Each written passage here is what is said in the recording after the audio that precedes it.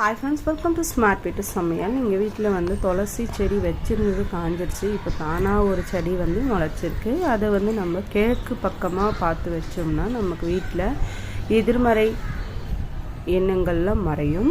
So நமக்கு ஒரு positive vibration கிடைக்கும். அதனால் நம்ம வந்து துளசி செடியை வந்து இன்றைக்கி நட்டு வச்சிடலாம். அதுக்கப்புறமா நமக்கு துளசியில் வந்து நிறைய நன்மைகள் இருக்குது. நம்ம செவ்வாய்க்கிழமை வெள்ளிக்கிழமை ஆனால் அந்த துளசி செடி முன்னாடி நம்ம கோலம் போட்டு வைக்கணும். விளக்கேற்றி வச்சா நம்ம வீட்டில் ரொம்ப நல்லது, மகாலட்சுமி குடியிருப்பாங்கன்னு சொல்கிறாங்க.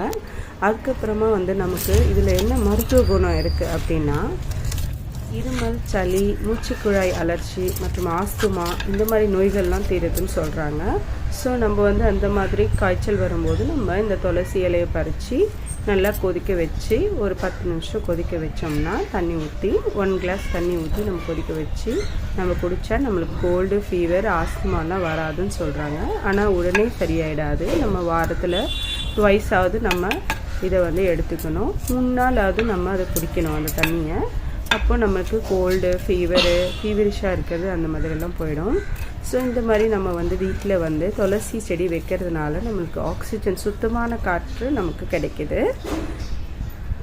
இப்போ வந்து நம்ம வந்து வச்சாச்சு. இதை சுற்றி நம்ம தண்ணி ஊற்றிடலாம். ஆக்சுவலி நான் கருந்துளசி தாங்க வாங்கிட்டு வந்து வச்சேன். பட் அது வந்து கொஞ்ச நாள் நல்லா வளர்ந்தது. திடீர்னு இந்த வெயிலுக்கு காஞ்சிருச்சு. ஸோ இன்னொரு செடி முளைச்சிருந்தது. அதை தான் நான் திருப்பியும் ரீபாட் பண்ணி நான் வந்து தண்ணி ஊற்றுறேன். பிடிச்சிருந்தா லைக் பண்ணுங்கள், ஷேர் பண்ணுங்கள், சப்ஸ்கிரைப் பண்ணுங்கள். பாய்.